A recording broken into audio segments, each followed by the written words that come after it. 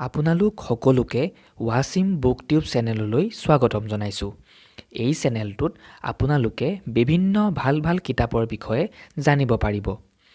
ভিডিঅ'টো আৰম্ভ কৰাৰ আগতে এটা কথা কওঁ, আপোনালোকৰ যদি ভিডিঅ'টো ভাল লাগে তেনেহ'লে এটা লাইক কৰি দিব।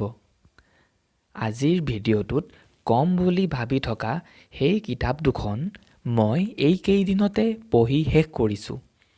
তাৰে পঢ়ি ভাল লগা প্ৰথম কিতাপখন হৈছে অনুৰাধা শৰ্মা পূজাৰী বাইদেউৰ চাহেবপুৰাৰ বৰষুণ নামৰ কিতাপখন। এই কিতাপখনত দুই প্ৰেমিক যুগল বৰ্ষা আৰু তেওঁৰ প্ৰেমিক প্ৰান্তিকে কিদৰে ৰেল যাত্ৰা কৰি আহি থাকোঁতে ৰেলৰ দুৰ্ঘটনা হৈ চাহেবপুৰা নামৰ ঠাই এডোখৰত ৰ'ব লগা হৈছিল, তাৰ পিছত বৰ্ষাই কিদৰে চাহেবপুৰাৰে এটা NGOৰ লগ লাগিছিল আদি ধৰণৰ বহু কথা সুন্দৰভাৱে কাহিনী আকাৰে কিতাপখনত উল্লেখ আছে। পঢ়ি ভাল লগা দ্বিতীয় কিতাপখন হৈছে ডক্টৰ APJ আব্দুল কালাম দেৱৰ তেজস্বী মন নামৰ সুন্দৰ কিতাপখন।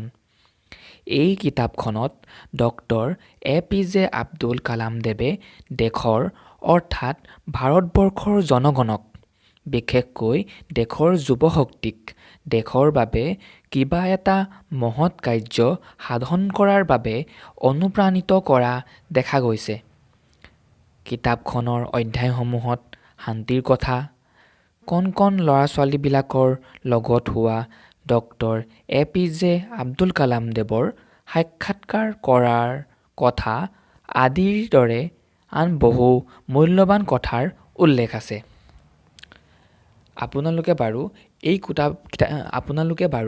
এই কিতাপ দুখনৰ ভিতৰত কোনখন কিতাপ পঢ়িলে? যদি দুয়োখনেই পঢ়িলে, পঢ়ি কেনে পালে তাৰ বিষয়ে তলত কমেণ্টছত জনাবলৈ নাপাহৰিব।